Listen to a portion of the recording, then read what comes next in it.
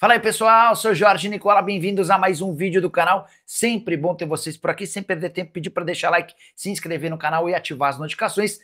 Quero falar agora sobre essa história envolvendo Leila Pereira e Vasco da Gama. Muita gente acreditando que a presidente do Palmeiras vai comprar a SAF do Vasco.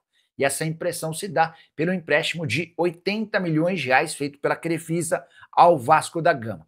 Importante registrar que esse empréstimo acontece depois de o Vasco consultar 60 instituições financeiras. E a Crefisa foi a escolhida por oferecer as melhores condições. O Vasco vai ter um ano para começar a fazer o pagamento desse empréstimo, os juros de CDI mais 7%, essa foi a condição do acordo, mas tem uma coisa que chamou bastante atenção. Por conta desses 80 milhões de reais de empréstimo, a Crefisa tem até junho de 2026 o poder de dar aval ou não a um eventual comprador da SAF vascaína.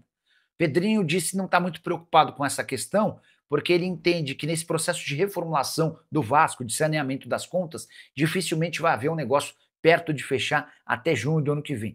A expectativa do Pedrinho é de que o Vasco vá se acertando de dentro para fora e se torne um clube mais interessante para possíveis investidores a partir da metade do ano que vem, o que não impediria isso, esse tempo que há de necessidade não faria com que o Vasco perdesse eventuais negócios em caso de propostas. Mas muita gente que lembra da história entre José Roberto Lamáquia, o marido da Leila Pereira, e o Pedrinho, imagina que esse pode ser o primeiro passo para que o clube seja comprado. O Lamáquia foi um apoiador importante da campanha do Pedrinho enquanto candidato à presidência. Na oportunidade, ele especulou a possibilidade de compra da SAF do Vasco e desistiu por conta da pressão de conselheiros palmeirenses. O Lamáquia é conselheiro do Palmeiras. Depois o Lamáquia prometeu, ainda quando o Pedrinho era candidato, que compraria os name rights do estádio. Essa ideia acabou sendo abolida também. E diante desse cenário dá para dizer até que o Pedrinho ficou bastante frustrado com o Lamáquia e com a Leila, porque imaginava ter um apoio que não foi confirmado assim que ele tomou posse.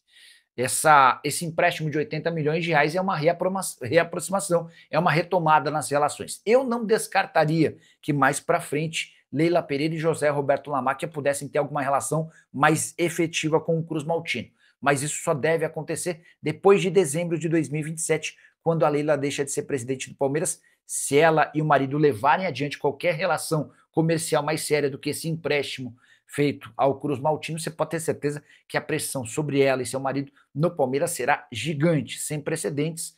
É importante lembrar ainda que a Leila Pereira, antes de se tornar presidente do Palmeiras, era torcedora do Vasco. Ela não vai admitir, já desmentiu publicamente, eu posso assegurar que ela e toda a família são Cruz Maltinos. Só que ela se casou com um Lamáquia palmeirense fanático, passou a acompanhar o Palmeiras, primeiro virou a patrocinadora do clube, esse patrocínio se tornou um patrocínio master e a Leila se tornou, a partir daí, alguém importante na vida política alviverde. Só para arrematar, não faz parte dos sonhos da Leila ser dona da SAF do Vasco. O próximo passo, assim que deixar o Palmeiras, é assumir um papel de protagonismo na CBF ou numa liga que pode ser formada juntando todos os clubes de futebol do Brasil. Quero falar agora sobre o fim de uma novela interminável, ou que parecia interminável, no Vasco da Gama, e ela acabou com um final feliz para o Cruz Maltino. O presidente Pedrinho esteve na sede da Prefeitura do Rio, ao lado do Paes, que é vascaíno declarado, e ambos assinaram um acordo para transferência do potencial construtivo do estádio. Negócio que vai gerar entre 500 e 600 milhões de reais ao Cruz Maltino. A assinatura do documento é a etapa final que autoriza o clube a comercializar o ativo, garantindo recursos para a obra. Só para registrar também que a assinatura do termo definitivo da transferência está consumada. Faltam as burocracias, e por burocracias entenda-se lavratura das escrituras. A partir daí, o Vasco começa a receber o dinheiro e vai poder planejar a reforma ampla e super importante de seu estádio para que São Januário se torne um dos mais modernos estádios do futebol brasileiro. O Pedrinho chegou a dizer o seguinte, abre aspas, agradeço ao prefeito Eduardo Paes por todo o trabalho e dedicação durante esse período para que pudéssemos finalmente ter a estrutura definitiva, a assinatura definitiva. É uma marca na história do Vasco. Esperamos o mais rapidamente possível dar início às obras e realizar o sonho dos torcedores vascaínos. Uma noticiazinha envolvendo ainda esse empréstimo, que ainda não foi homologado pela Justiça, há um pedido de financiamento DIP de 80 milhões, que é esse valor, né? Mas há uma condição de proteção ao credor, no caso a Crefisa. Olha só, até junho do ano que vem, qualquer mudança no controle societário da Vasco SAF, que está vivendo esse imbróglio e essa disputa, tem que ter uma autorização prévia da instituição financeira credora. Isso é óbvio. Porque, claro, quem vai emprestar 80 milhões, hoje é o Pedrinho. Amanhã sai o Pedrinho e vem o Joãozinho. Aí o Joãozinho não honra o compromisso. Então você tem que participar de alguma forma dessa mudança. Então é apenas uma defesa do credor. Eu procurei o Vasco e essa informação foi exatamente a que eu recebi. O Vasco recebeu com surpresa a narrativa e entende até que possa vir de alguns elementos. Como é curioso, né, cara? O Vasco estava vencendo, empatando, estava bem no campeonato, subindo, avançou na Copa do Brasil. Ninguém falava nada. Basta uma porrada para aquela galera do pântano, aquela galera do mal, né, que não quer o bem do Vasco, obviamente, né? É uma loucura, cara. É uma loucura. Então, assim, aí já querem... Aí virou uma bosta tudo, né? Tá tudo errado. Tá tudo uma merda, ninguém presta, o Coutinho é uma bosta, o Verratti é um merda, a Rayana tem que vender. Ninguém presta, cara. Impressionante, né? Aí domingo, já os ingressos esgotados pro jogo com o Vitória, vence o Vitória, porra, arruma a Libertadores. Porra, a gente fica, né, no calor da emoção do resultado, né? Eu quero trazer uma linguagem bem popular para o torcedor entender o que está se passando, o que foi feito. A prefeitura hoje autorizou o Vasco a vender o potencial construtivo. Nas fases anteriores foi visto se realmente tinha essa capacidade, o que a prefeitura poderia dar, né, em termos de troca para o potencial construtivo do Vasco. Faltavam documentos, faltavam certidões e agora está tudo bacana. E, inclusive, a gente trouxe vídeos anteriores a respeito deste termo.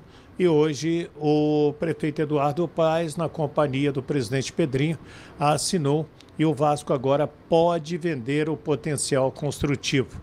As informações que algumas empresas estão interessadas, uma mais próxima, ela ganhou prazo até o dia 12 de dezembro, algo assim que eu vi no GS, se não me engano. Agora, o potencial que se fala de 500 milhões, hoje não daria mais para construir o estádio. Eu trouxe essa matéria com o vereador Pedro Duarte recentemente, que já estaria na casa dos 600 ou 650 milhões. Mas o Wellington, por que aumentou tudo isso? Simples, inflação, a questão do dólar, o material que é importado. Então você tem preço de cimento, de ferro, de uma série de coisas que aumenta. E daquela maquete, daquele projeto de 500 milhões... esses valores vão sendo reajustados e hoje estaria na casa aí dos 600, 650 milhões. Uma outra coisa que é importante a gente passar. Esse dinheiro que vai entrar para essa empresa que foi constituída só para construir São Januário. Então, deixa eu chutar aqui, vamos supor que sejam 500 milhões, né, que é o mínimo. Esse dinheiro não vai misturar com o da televisão, com a renda do jogo, com a venda do jogador, não. Esse dinheiro vai para uma conta específica de São Januário, da reforma, da reconstrução, o termo que você quiser, fica à vontade para utilizar. Então, o Vasco pode pegar esse dinheiro e pagar o fulaninho? Não. O Vasco pode pegar esse dinheiro e contratar o fulano?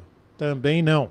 Esse dinheiro, repito, é uma empresa exclusiva para tratar de São Januário, certo? Então, isso aí é muito importante que fique claro, porque vai ter gente pensando, não, o Vasco arrumou 500 milhões, e por que não contrata um bom zagueiro, por que não traz um atacante, por que não faz isso, não faz aquilo? Porque não pode. Porque esse dinheiro é só para a obra lá de São Januário. Perfeito? Esse é um ponto importante. Vamos a outro ponto. O que mais tem que falar disso? Não, acho que está legal tudo isso aqui. A recuperação judicial. Esse tema vem desgastando muito e muito o Vasco da Gama. Acredito até que o departamento jurídico já tinha essa noção do desgaste. Por quê? Você pega tudo que você deve, você pede para congelar por X tempo e pede para poder fazer um reajuste. Ó, eu te devo 10, eu aguento pagar 3. Quer receber 3? Perdoar 7? Quer perdoar 9? Então, quem contou pela primeira vez toda a situação foi o Jorge Salgado. Agora, a gente tem a informação que, além de alguns clubes e empresas, um grupo de 10 ex-jogadores também está contestando um perdão de 90%, 92%, além do parcelamento da dívida. Quem são esses jogadores? Tem jogador que você nem se lembra que vestiu a camisa do Vasco da Gama, mas infelizmente é assim mesmo. Às vezes você contrata um jogador, passa lá e você não fica nem sabendo e ficou a dívida com o atleta porque ele ficou lá trabalhando. Ah, Wellington, mas não jogou, não produziu. Aí é outra notícia.